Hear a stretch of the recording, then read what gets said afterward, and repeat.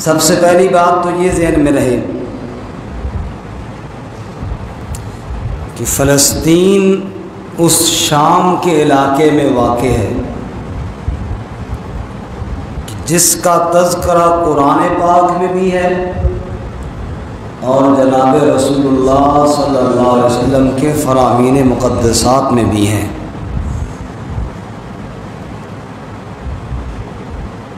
اور یہی وہ مقام ہے جس مقدس مقام پر انبیاء علیہم الصلاۃ والتسلیمات ہجرت کر کے بھی آئے، ان کا مسکن بھی بنا اور وہ یہاں پر دعوت و تبلیغ کا کام بھی فرماتے رہے۔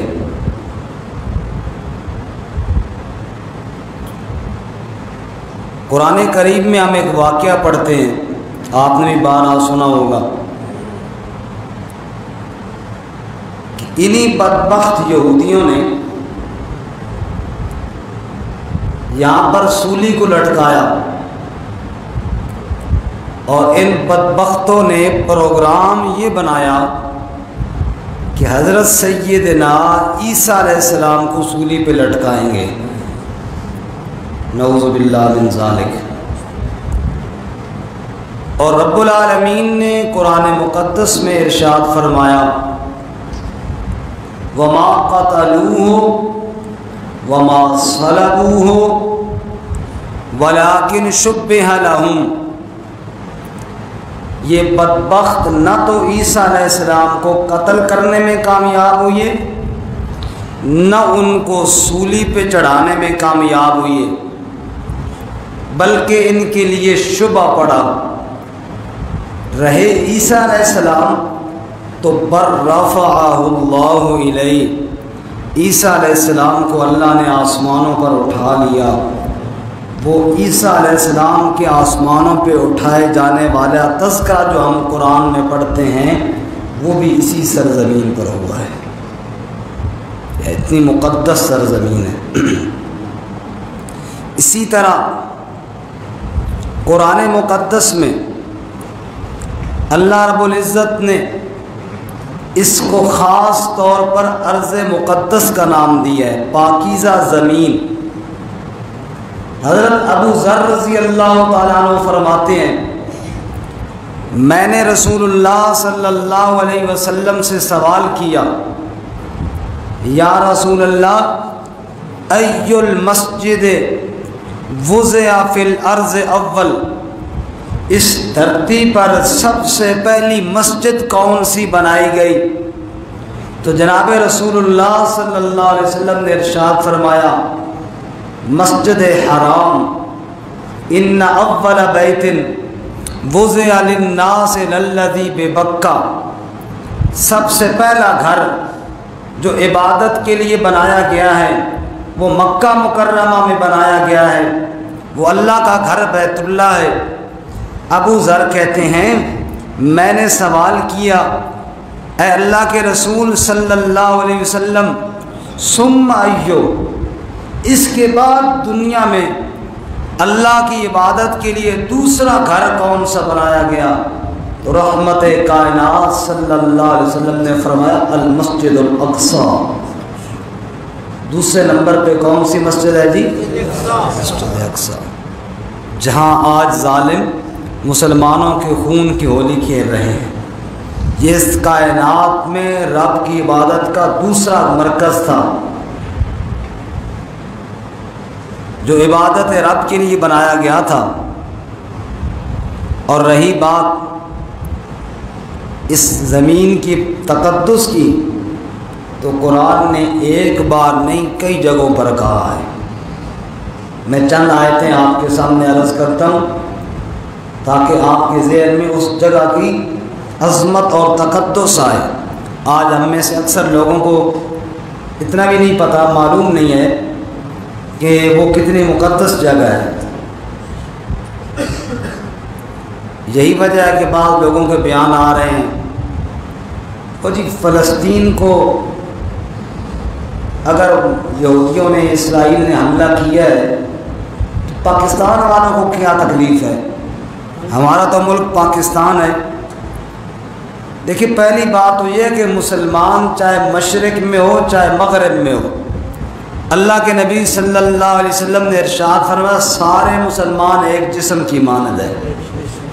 اگر وہ فلسطین میں نہ بھی ہو، کہیں بھی ہو، یہ کشمیر والے مسلمان، یہ چیچنیا والے مسلمان، یہ برما والے مسلمان، جہاں جہاں بھی مسلمانوں پر ظلم ہو رہے ہیں، مسلمان تو ہے ہی وہ جو اپنے بھائی کا درد محسوس کرے۔ ایک تو پہلا رشتہ تو ہمارا ان کے ساتھ اسلام والا ہے۔ پہلا رشتہ کون سا؟ لا الہ الا اللہ والا۔ یہ سب سے مضبوط رشتہ ہے، یہ سب سے قوی رشتہ ہے۔ الاخلاء یومئذ بعضهم لبعض عدو الا المتقین۔ دن قیامت کے سارے رشتے ٹوٹ جائیں گے، سارے تعلق ختم ہو جائیں گے، ایک ایمان اور تقوی والا رشتہ دن قیامت کے بھی باقی رہے گا۔ سب سے مضبوط تو رشتہ یہی ہے۔ اور دوسری بات اس جگہ کا تقدس ہے۔ وہ جگہ اتنی مقدس ہے کہ ایک مسلمان جیسے حرم کی سرزمین کے لیے کٹ مرنے کے لیے تیار ہوتا ہے، ایسے ارض فلسطین کے لیے ایک مسلمان کو تیار ہونا چاہیے۔ قرآن کریم میں اللہ تعالیٰ نے اس جگہ کا تذکرہ کن الفاظ میں کیا؟ ابراہیم علیہ السلام کو اللہ نے نجات عطا فرمائی، ظالموں سے ہجرت کر کے وہاں گئے، تو اللہ نے قرآن میں کس طرح بیان کیا سنیے ذرا۔ ارشاد فرماتے ہیں وَنَجَّيْنَاهُ وَلُوطًا إِلَى الْأَرْضِ الَّتِي بَارَكْنَا فِيهَا لِلْعَالَمِينَ۔ ہم نے ابراہیم خلیل اللہ کو نجات دی، اسی طرح ان کے عزیز بھتیجے حضرت لوط علیہ السلام کو نجات دی، اور نجات دے کر کہاں پہنچایا؟ فرمایا إِلَى الْأَرْضِ الَّتِي بَارَكْنَا فِيهَا لِلْعَالَمِينَ، اس زمین کی طرف پہنچایا جس زمین میں ہم نے سارے جہان والوں کے لیے برکتیں جمع کر رکھی تھیں۔ سبحان اللہ۔ تو ارض فلسطین ارض مبارک ہے، برکت والی جگہ ہے۔ اسی طرح اللہ تعالیٰ فرماتے ہیں جب موسیٰ علیہ السلام نے اپنی قوم سے جہاد کا اللہ کریم کا حکم جہاد والا سنایا، تو موسیٰ علیہ السلام نے کیا فرمایا؟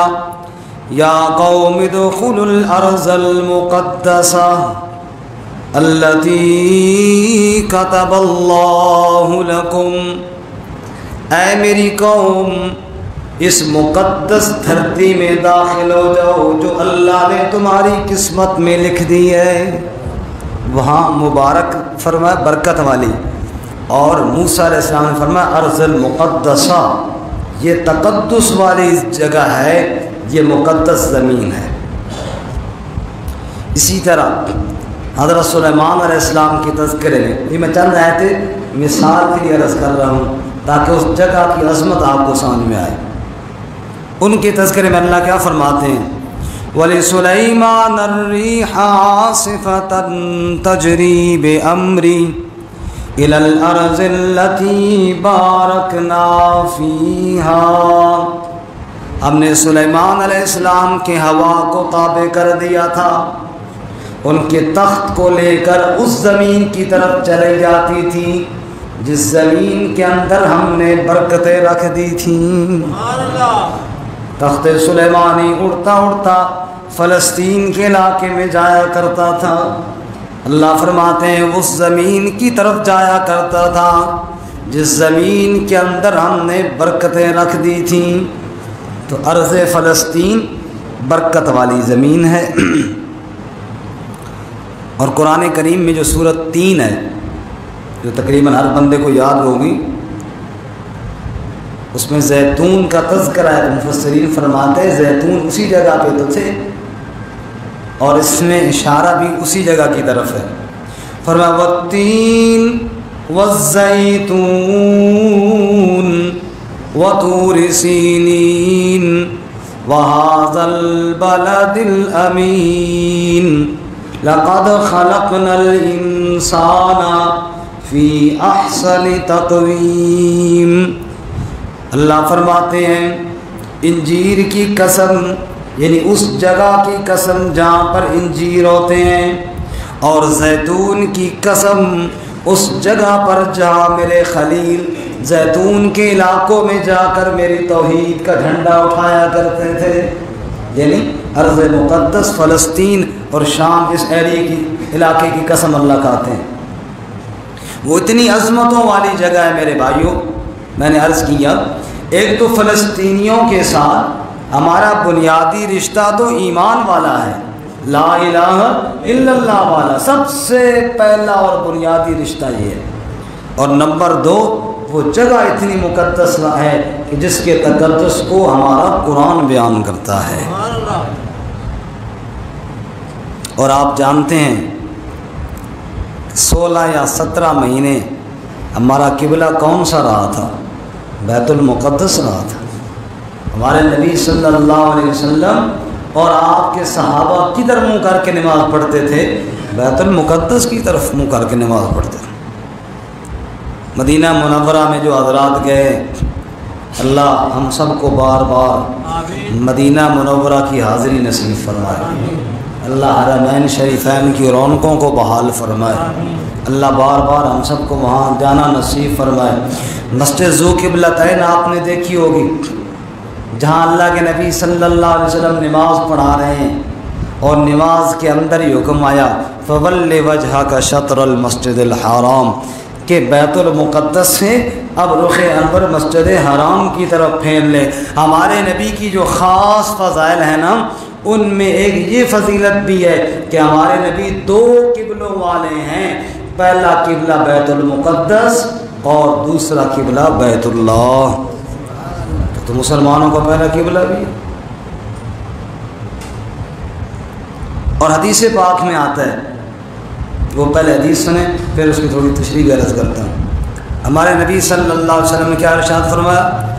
قال رسول اللہ صلی اللہ علیہ وسلم لا تشد الرحال الا ثلاثة المساجد، او کما قال رسول اللہ صلی اللہ علیہ وسلم، اللہ کے محبوب صلی اللہ علیہ وسلم نے ارشاد فرمایا سفر نہ کیے جائیں، سفروں کے لیے روانہ نہ ہوں، قافلے نہ چلیں، الا الی ثلاثة مساجد، 3 مسجدوں کے علاوہ اور کسی طرف قافلے نہ چلائے جائیں۔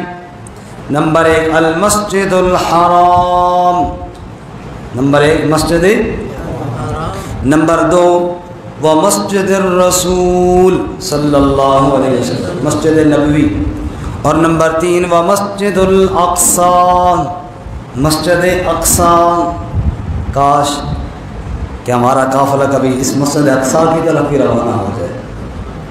اللہ کے نبی صلی اللہ علیہ وسلم کی حدیث کا مطلب یہ ہے، آپ کے ارشاد کا مطلب یہ ہے، اسپیشل جو مسجد کے لیے زیارت کے لیے تم روانہ ہو وہ یہی 3 مسجدیں ہیں۔ نمبر 1 مسجد حرام، نمبر 2 مسجد اقصی، نمبر 3 مسجد نبوی صلی اللہ علیہ وسلم۔ ان 3 مسجدوں کے علاوہ ثواب کی نیت سے سفر نہ کیے جائیں۔ ایک انسان سفر کے لیے روانہ ہوتا ہے، کہاں جا رہا ہے جی؟ کہتا ہے میں کراچی میں فلانی مسجد کی نماز کے لیے جا رہا ہوں، ثواب زیادہ ہوگا۔ فرمایا مت جاؤ، اپنی جامع مسجد میں نماز پڑھو۔ میں لاہور جا رہا ہوں، میں بغداد جا رہا ہوں، میں ایران جا رہا ہوں، میں فلاں جگہ جا رہا ہوں، فرمایا مت جاؤ، اپنی جامع مسجد میں نماز پڑھو۔ جیسے ہمارے یہاں کئی ساتھی کہتے ہیں 27 رمضان کو فیصل مسجد میں نفل پڑھو تو زیادہ ثواب ملتا ہے، اپنی مسجد میں کیوں نہیں پڑھے بھائی؟ تو کسی مسجد کے لیے اسپیشل اس نیت سے جانا کہ وہاں ہم جائیں گے، عبادت کریں گے، زیادہ اجر ہوگا، اللہ کے نبی فرماتے ہیں مت جاؤ۔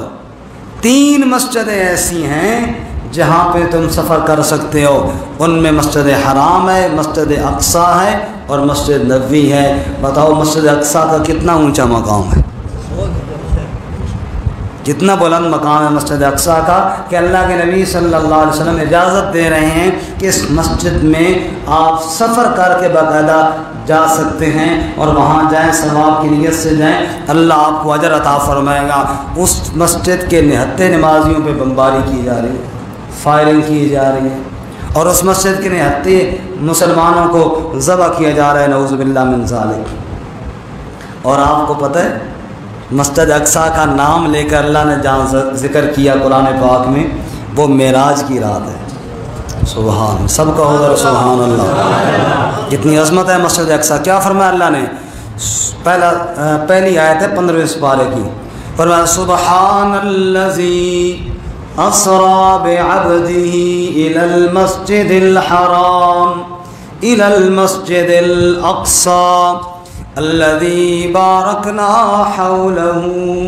اللہ فرماتے ہیں پاک ہے وہ ذات جس نے اپنے خاص بندے حضرت محمد صلی اللہ علیہ وسلم کو سیر کرائی، مسجد حرام سے شروع کرائی اور مسجد اقصیٰ تک لے گئے۔ کون سی مسجد اقصیٰ؟ فرمایا الذی بارکنا حولہ، یہ وہ مسجد ہے جس کے ارد گرد بھی اللہ نے برکتیں عطا فرما دی ہیں۔ کتنی پاک جگہ ہے، الذی بارکنا حولہ، وہ برکت والی جگہ جس کے ارد گرد برکت ہے، وہاں پہ آگ برسائی جا رہی ہے اور وہاں پہ گولے برسائے جا رہے ہیں، اور کس پر برسائے جا رہے ہیں؟ نہتے نمازیوں پر برسائے جا رہے ہیں۔ اس امت کا سب سے بڑا فتنہ دجال کا فتنہ ہوگا، اللہ تعالی ہماری حفاظت فرمائے۔ ایسے بھی فتنوں کا دور ہے، صبح و شام نئے نئے فتنے، اللہ تعالی حفاظت فرمائے۔ لیکن سب سے بڑا فتنہ وہ دجال کا فتنہ ہوگا۔ رسول اللہ صلی اللہ علیہ وسلم فرماتے ہیں کہ 4 مقام ایسے ہیں جہاں دجال بھی نہیں گھس پائے گا، نہیں جا سکے گا۔ نمبر 1 مسجد حرام، نمبر 2 مسجد اقصیٰ، نمبر 2 مسجد اقصیٰ، نمبر 3 طور، اور نمبر 4 مدینہ الرسول صلی اللہ علیہ وسلم۔ ان 4 مقام پر اتنا بڑا فتنہ جو پوری امت کو اپنی لپیٹ میں لے لے گا، لیکن مسجد حرام میں وہ بدبخت بھی نہیں جا سکے گا۔ آج کے یہودی بدبخت وہاں گھس کے حملہ کر رہے ہیں مسلمانوں پر، اللہ تعالیٰ ان کی حفاظت فرمائے۔ اور آپ کو معلوم ہے، آپ نے پڑھا ہوگا احادیث میں کہ جب دجال قتل ہوگا نا، حضرت عیسیٰ علیہ السلام کے ہاتھوں قتل ہوگا، اور حدیث پاک کے الفاظ یہ ہیں، رسول اللہ صلی اللہ علیہ وسلم ارشاد فرماتے ہیں فَيَطْلُبُ حَتَّى يُدْرِكَهُ بِبَابِ اللُّدْ، کہ حضرت عیسیٰ علیہ السلام اس دجال بے ایمان کی تلاش میں نکلیں گے اور مقام لد پر وہاں اس کو پا لیں گے، اور پھر عیسیٰ علیہ السلام اس بدبخت کو قتل فرما دیں گے، اور یہ مقام لد بھی وہیں پر ہے۔ اس امت کا سب سے بڑا فتنہ جو ختم ہوگا یہ بھی اسی جگہ پر ہوگا۔ تو اتنا اہم مقام ہے میرے بھائیوں، میں یہ عرض کر رہا ہوں کہ ہمیں پتہ تو ہو کہ یہ کتنا اہم مقام ہے، اور اسلام اور مسلمانوں کے نزدیک اس مقام کی کتنی عظمت ہے۔ پھر شروع سے بات دہراتا ہوں چونکہ بعض ساتھی بعد میں آتے ہیں، کہ ایک تو یہ کہ ہمارا رشتہ ان کے ساتھ ایمان والا ہے، دوسرا یہ جو جگہ اور عظمت ہے، یہ جگہ بڑی عظمت اور بڑی شان والی ہے، بڑے مقام والی ہے۔ اور کیوں نہ ہو اس جگہ کو انبیاء کا مسکن جو قرار دیا گیا، اور نبی پاک صلی اللہ علیہ وسلم کے دوسرے خلیفہ اور آپ کے سسر حضرت سیدنا عمر فاروق رضی اللہ تعالیٰ عنہ نے فتح کیا تھا، آج تک یہ زخم ان کو نہیں بھولا۔ عمر جب لشکر لے کر گئے تھے، پتہ ہے جنگ نہیں ہوئی تھی، جنگ نہیں ہوئی تھی، انہوں نے کہا کہ آپ اپنے امیر سے ہمیں ملوائیں، بات تو کریں ان سے، دیکھیں وہ کون ہے جو یہاں آ رہا ہے حملہ کرنے کے لیے۔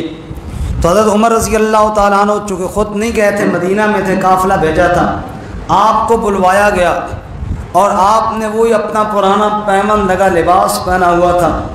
ساتھیوں نے کہا بھی کہ آپ جا رہے ہیں اور دشمن کے سامنے جا رہے ہیں، اور یہ پھٹا پرانا لباس فقیروں والا پہن کے جا رہے ہیں، بہتر ہے آپ اچھا لباس پہنیں۔ حضرت عمر نے پہنا بھی، لیکن پھر فرمان لگے عمر ہلاک ہو جائے گا، میرا وہی پرانا لباس لے کر آؤ۔ ہمیں عزتیں اللہ نے لباس کی وجہ سے نہیں دی ہیں، عزتیں ساری اسلام کی وجہ سے اللہ نے ہمیں دی ہیں۔ سبحان اللہ۔ اونٹ کو لے کر جاتے ہیں، غلام بھی ساتھ ہے، روانہ ایک غلام ساتھ ہے، اور امیر المومنین روانہ ہو گئے۔ کبھی خود بیٹھتے ہیں اونٹ پر، کبھی غلام کو کہتے ہیں اب تو بیٹھ جا، میں نکیل پکڑ کے چلتا ہوں، تو بھی تھک گیا ہوگا۔ اتفاق ہی بات ہے جب دشمن کے سامنے گئے تو باری غلام کی آئی ہوئی تھی۔ غلام نے کہا امیر المومنین بس میں اپنی باری آپ کو دیتا ہوں، اب تو سامنے دشمن کھڑا ہوا ہے، اب ایسے تو نہیں ہوگا کہ میں اونٹ پر بیٹھ کے جاؤں اور تو آپ پیدل چلتے ہوئے جائیں۔ حضرت عمر نے فرمایا نہیں، باری تیری ہے، تو ہی اونٹ پر بیٹھے گا۔ اور عمر رسی اور نکیل پکڑ کر جائے گا۔ عمر نے رسی پکڑی ہوئی ہے، دور سے بے ایمان سارے کھڑے ہیں، اہل ایمان بھی کھڑے ہیں انتظار میں، اور کفار بھی کھڑے ہیں کہ مسلمانوں کا امیر تو دیکھیں، امیر المؤمنین تو دیکھیں۔ دور سے جو نظر آیا وہ دیکھنے لگے، اچھا یہ جو اونٹ پہ بیٹھا ہے یہ آپ کا امیر المومنین ہے۔ مسلمانوں نے کہا نہیں، جس نے رسی اور نکیل پکڑی ہوئی ہے وہ امیر المومنین ہے۔ اونٹ پہ بیٹھنے والا کون ہے؟ فرمایا وہ ان کا خادم اور ان کا غلام ہے۔ غلام کو اونٹ پر بٹھایا، خود آگے پیدل چلتے ہوئے گئے۔ ان کے بڑے بڑے علماء آئے، انہوں نے تورات کے ورقوں کو دیکھا اور عمر کے حلیے کو دیکھا، پھر عمر کی ٹانکیوں کو گنا، پیوند کو گنا، اور چپ کر کے چابیاں عمر کے حوالے کر دی، اور فرمانے لگے ہماری تو کتابوں میں کب سے عمر کا تذکرہ موجود تھا کہ محمد عربی کا ایک غلام آئے گا، پھٹے پرانے لباس والا ہوگا، اور آ کر وہ بیت المقدس کو فتح کر لے گا۔ سبحان اللہ۔ وقت تو کہ پورا ہو گیا، میں کل ہی سن رہا تھا ہمارے شاعر نے موجودہ جو صورتحال ہے نا، فلسطین کی جو لاشیں گر رہی ہیں، اس پر چند شعر لکھے ہیں، بس میں وہ شعر آپ کو سنا کر بات کو ختم کرتا ہوں۔ ہاں بلکہ اس سے پہلے ضروری ہے کہ ہمیں سوچنا چاہیے کہ ہمیں کیا کرنا ہے فلسطین کے بارے میں۔ پہلی بات تو یہ ہے کہ ہمیں ان کے درد کو محسوس کرنا ہے۔ ہماری بڑی کمزوری یہ ہے کہ ہم خبر کو بس خبر کی حد تک چھوڑ دیتے ہیں، محسوس نہیں کرتے۔ ان کے درد کو ہم نے کیا کرنا ہے جی؟ محسوس کرنا۔ اللہ کے نبی صلی اللہ علیہ وسلم جو ارشاد فرمایا مسلمان ایک جسم کی مانند ہیں، آپ جسم کے ایک حصے میں درد ہو تکلیف ہو دوسرا حصہ محسوس ہی نہ کرے، یہ تو ہو نہیں سکتا۔ تو پہلا کام ہم نے کیا کرنا ہے؟ ان کے درد کو محسوس کرنا ہے، اور دوسرا کام یہ کرنا ہے ہم نے ان کے لیے دعائیں کرنی ہیں۔ جب اپنے لیے مانگتے ہیں ان کے لیے بھی دعائیں مانگنی ہے۔ انشاءاللہ خطبہ جمعہ میں بھی ہم دعا کریں گے، اور آپ حضرات آمین کہیں گے انشاءاللہ۔ نماز کے بعد بھی دعا کریں گے، ہم ان کے لیے دعائیں کریں گے۔ آمین آپ نے کہنی ہے، ہر بندے نے کرنی ہے، اور جب تک جہاں تک ممکن ہو سکے اس آواز کو بلند بھی کرنا ہے۔ آپ میں سے آج کل تو 99% لوگ ہیں جو سوشل میڈیا استعمال کرتے ہیں، اپنے حصے میں آپ جتنی آواز اٹھا سکتے ہیں اس پر ضرور آواز اٹھائیں، اور فلسطینیوں کے حق میں اور اسرائیل بدبخت کے ظالمانہ تسلط کی مذمت میں آپ ضرور آواز اٹھائیں۔ اسی طرح جو ان کا دشمن ہے اس کو اپنا دشمن سمجھیں، اس کے لیے کوئی نرمی کی بات نہ کریں۔ جو مسلمانوں کا دشمن ہے، جو ارض مقدس کا دشمن ہے، جو فلسطین پہ بمباری کرتا ہے، جو اللہ کے گھر کو تقدس کو پامال کرتا ہے، اس کے لیے کوئی نرم گوشہ نہ رکھیں۔ اور اپنے حکمرانوں سے ہم اپیل کرتے ہیں کہ آپ بڑے ہیں ہمارے، آپ کا کام ہے ایسے مسلمانوں کے لیے جہاد کا علم بلند کرنا۔ جہاد اسی لیے تو فرض کیا گیا ہے، اشداء علی الکفار رحماء بینہم، مسلمان آپس میں تو نرم دل ہیں لیکن کافروں کے مقابلے میں بڑے سخت ہیں۔ آپ جہاد کا اعلان کریں، انشاءاللہ پوری قوم آپ کے ساتھ کھڑی ہوئی ہے۔ زور سے کہو انشاءاللہ، پوری قوم آپ کے ساتھ کھڑی ہے۔ آپ فلسطین کے لیے، بیت المقدس کی آزادی کے لیے آپ جہاد کا اعلان کریں، اور آپ میں سے اور مجھ میں سے ہر بندے کو جہاد کے لیے ہر وقت تیار رہنا چاہیے۔ جناب رسول اللہ صلی اللہ علیہ وسلم نے ارشاد فرمایا جو آدمی مر گیا ولم یغزو ولم یحدث بنفسہ مات علی شعبۃ من النفاق، نہ کبھی جہاد کیا نہ کبھی جہاد کا ارادہ کیا، نیت ہی نہیں کی، فرمایا مات علی شعبۃ من النفاق، وہ یوں سمجھے کہ نفاق کے اوپر، منافقت کے اوپر اس کی موت آئی ہے۔ تو اللہ تعالیٰ مسلمانوں کی مدد فرمائے۔ اب وہ فلسطین کے عکاسی کیا اس شاعر نے، اللہ اس کو جزائے خیر عطا فرمائے۔ ذرا سنیے اور ایمان کو تازہ کیجئے اور اپنے دل کو زخمی کیجئے اپنے ان بھائیوں کی یاد میں۔ سنیے ذرا فلسطین کی کہانی، فلسطین کی زبانی۔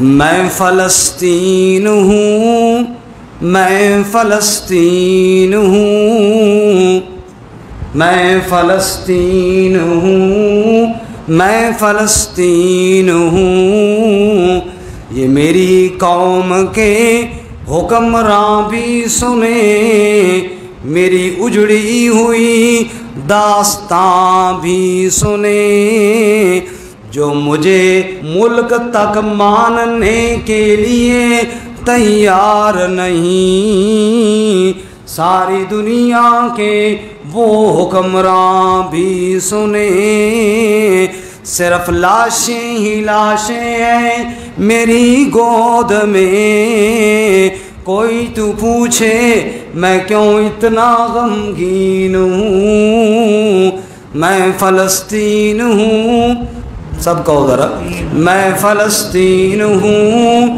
میں فلسطین ہوں، لاشیں ہی لاشیں ہیں میری گود میں، کوئی تو پوچھے مجھ سے میں کیوں اتنا غمگین ہوں، میں فلسطین ہوں، میں فلسطین ہوں۔ اور بڑی پیاری بات، ابھی میں نے آپ کو حضرت عمر رضی اللہ عنہ کا قصہ سنایا نا، سنیے۔ آئے تھے ایک دن، آئے تھے ایک دن میرے گھر آئے تھے، آئے تھے ایک دن میرے گھر آئے تھے، دشمنوں کو بھی وہ تنہا نظر آئے تھے، آئے تھے ایک دن میرے گھر آئے تھے، دشمنوں کو بھی وہ تنہا نظر آئے تھے، اونٹ پر اپنا خادم بٹھائے ہوئے میری سرزمین پر عمر آئے تھے۔ سبحان اللہ، دوبارہ سنیں اور محبت سے زور سے آمین کہیں۔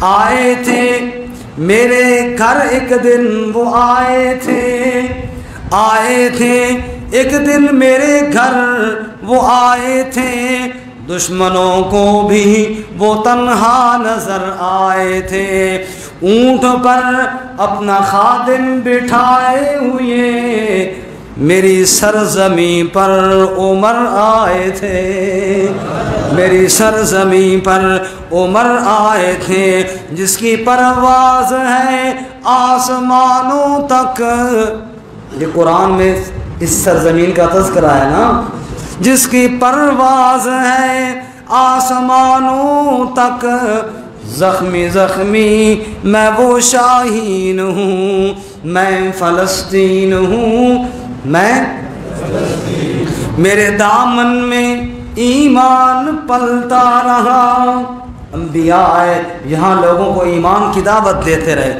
میرے دامن میں ایمان پلتا رہا، ریت پر رب کا فرمان چلتا رہا، نبی میرے رب کا حکم لے کر میری زمین پر پھرتے رہے، میرے دامن میں ایمان پلتا رہا، ریت پر رب کا فرمان چلتا رہا، میرے بچے لڑے آخری سانس تک، اور سینوں میں قرآن پلتا رہا، میرے بچے لڑے آخری سانس تک، اور سینوں میں قرآن پلتا رہا، ذرے ذرے میں اللہ اکبر لیے، ذرے ذرے میں اللہ اکبر لیے، خوش نصیبی ہے میں صاحب دین ہوں، میں فلسطین ہوں،